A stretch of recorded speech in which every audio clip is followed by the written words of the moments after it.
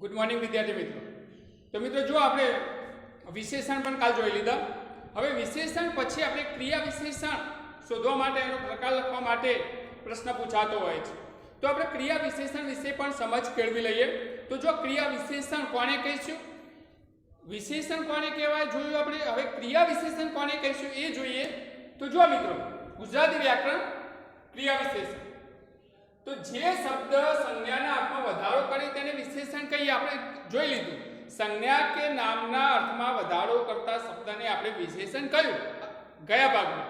પણ હવે જો ક્રિયા વિશેષણ, તો જો શું કહે છે કે એ તો વિશેષણ છે જ, સંજ્ઞાના નામમાં વધારો કરે, પરંતુ જે ક્રિયાના અર્થમાં વધારો કરે તે ક્રિયા વિશેષણ. ક્રિયા જે થાય છે અને ક્રિયાના અર્થમાં વધારો કરતું હોય તેને આપણે ક્રિયા વિશેષણ તરીકે ઓળખીએ છીએ. મિત્રો બિલકુલ સરળ છે, તમે જુઓ. તો ક્રિયા વિશેષણ ક્રિયાના અર્થમાં શું ઉમેરવાનું કાર્ય કરતું હશે? તો ચાલો જોઈએ મિત્રો. તો આપણે જોઈએ, હવે ઉદાહરણ જોઈશું એટલે સીધી તમને ખબર પડશે.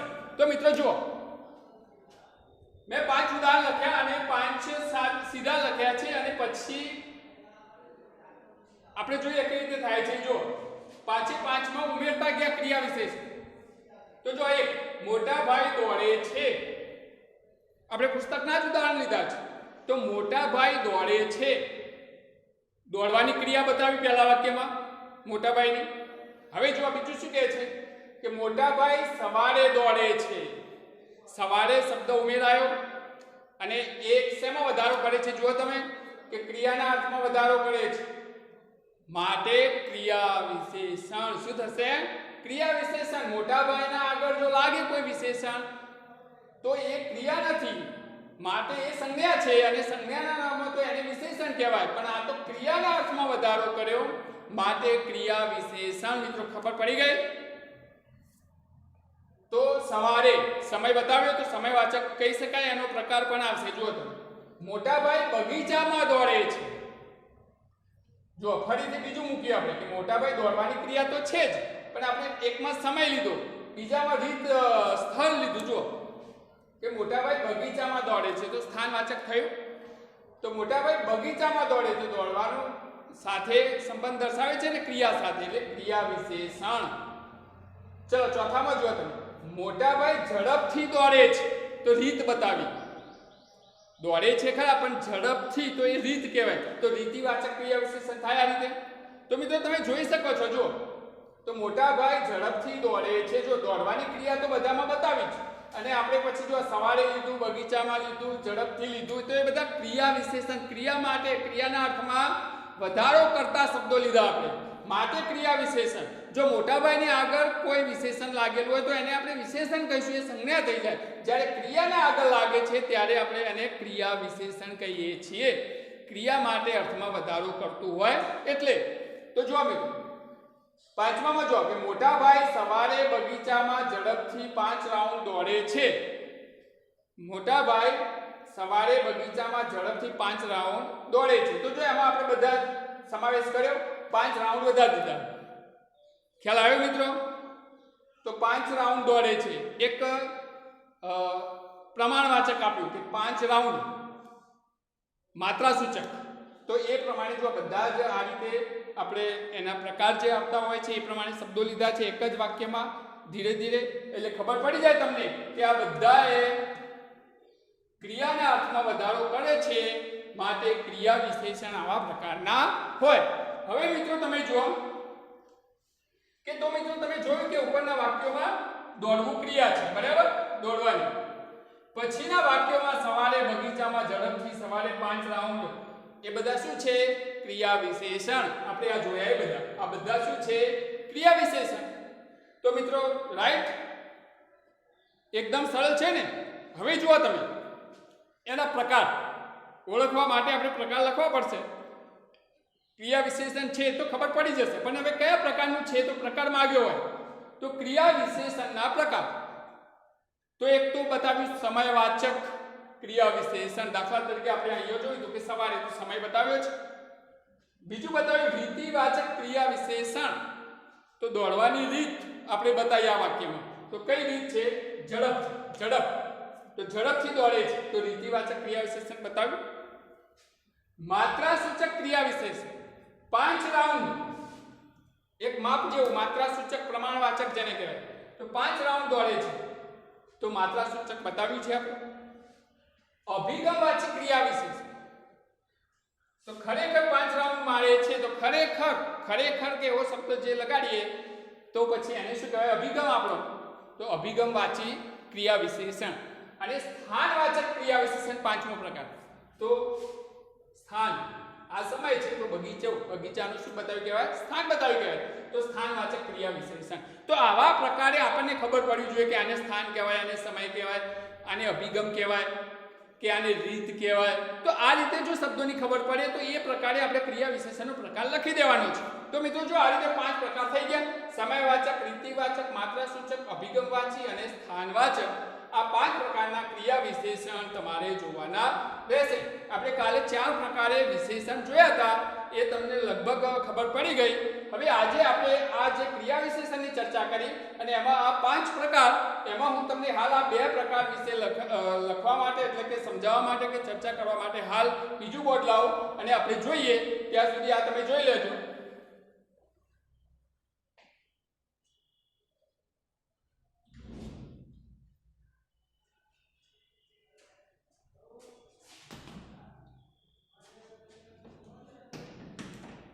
તો મિત્રો જુઓ તમારી સામે આપણે બોર્ડ બીજું મૂક્યું.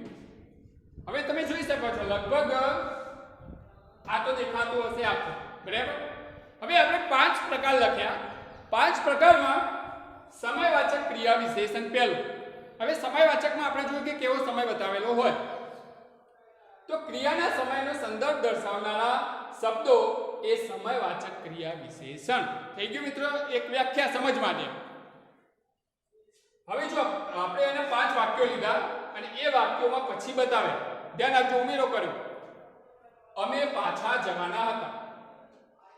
અમે પાછા જવાના હતા. પાછા જવાની એક ક્રિયા છે. હવે એ ક્રિયામાં કોઈ શબ્દ ઉમેરીએ, અર્થમાં વધારો કરે ક્રિયાના, તો પછી એ ક્રિયાવાચક વિશેષણ થઈ જશે. તો જો ક્રિયા વિશેષણ થઈ જશે.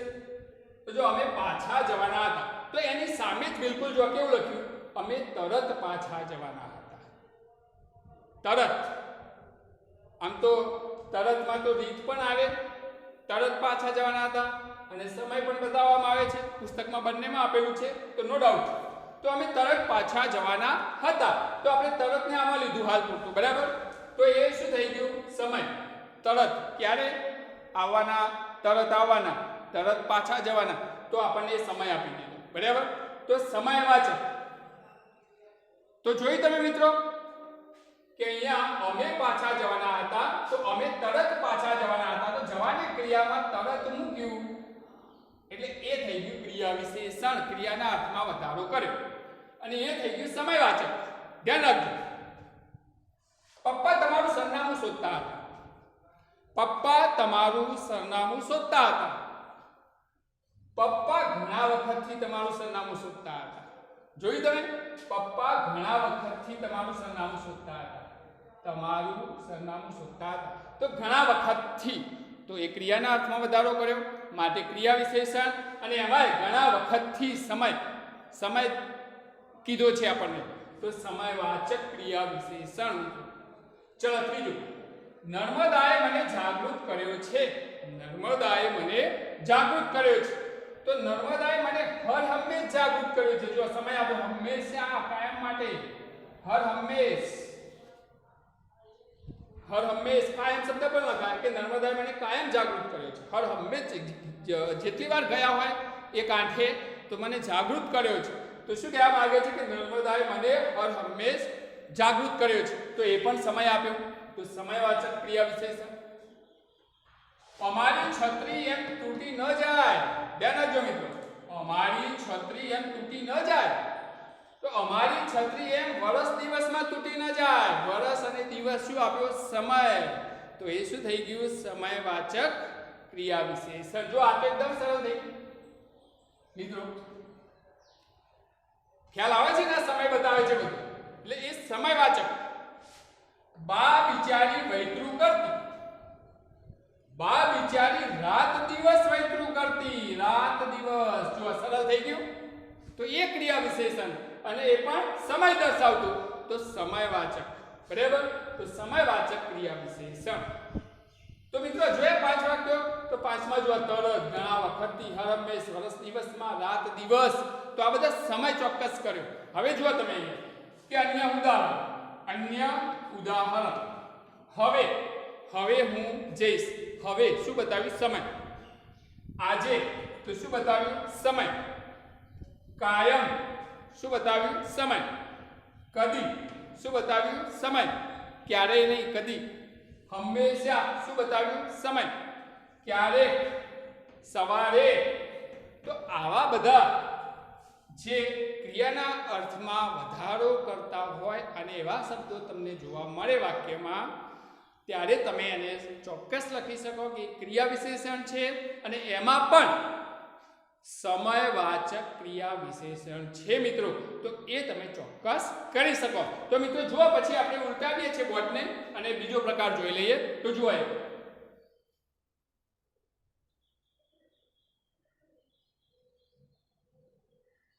તો હવે જુઓ મિત્રો કે આ બોર્ડને હું ઉલટાવું છું અને તમારી સામે બીજો પ્રકાર લાવું છું. હવે એ પ્રમાણે આપણે 5 પ્રકાર જોવાના છે. એમાં એક જોયો અને આ બીજો જોઈએ છીએ અને બીજો જોયા પછી આપણે પછી 3 જોઈશું. આજે નહીં જોઈએ તો પછી, કારણ કે આજે પછી લાંબુ થઈ જાય, તમને પણ ઓમિટ થાય. કહેવાનો મતલબ કે વધારે પડતું હોય એટલે વાંચવું ગમે નહીં એમ. તો જો રીતિવાચક ક્રિયા વિશેષણ. બીજો પ્રકાર કયો છે? રીતિવાચક ક્રિયા વિશેષણ. પહેલો કયો જોયો? સમયવાચક. બીજો કયો છે? રીતિવાચક ક્રિયા વિશેષણ. ક્રિયાની રીતનો નિર્દેશ કરે. ક્રિયા કઈ પદ્ધતિથી, કઈ રીતથી થાય છે એનો નિર્દેશ કરે એટલે રીતિવાચક. તો એવા શબ્દો એ રીતિવાચક ક્રિયા વિશેષણ. બરાબર મિત્રો? તો એ રીતિવાચક ક્રિયા વિશેષણ કહેવાય, રીત બતાવતા હોય એ. હવે જો એવા જોઈ લઈએ આપણે ફટાફટ. વેકેશન પૂરું થઈ ગયું. સામાન્ય વાક્ય થઈ ગયું. વેકેશન પૂરું થઈ ગયું. વેકેશન જલ્દી પૂરું થઈ ગયું. જલ્દી પૂરું થાય એ ક્રિયાનો વધારો કર્યો, ક્રિયાને ચોક્કસ કરી, ક્રિયાના અર્થને ચોક્કસ કર્યું. તો જલ્દી શું કહેવાય? રીત. શું થઈ ગયું? રીત બતાવી, પદ્ધતિ થઈ કે ભાઈ જલ્દી પૂરું થઈ ગયું. તો એ જલ્દી શું થઈ ગયું? ક્રિયા વિશેષણ અને એમાં પણ રીતિવાચક. ચલો બીજું, સુરતમાં કારમાં આગ લાગી. સુરત શહેર કહેવાનો કે સુરત શહેરમાં કારમાં આગ લાગી. તો સુરતમાં કારમાં અચાનક આગ લાગી.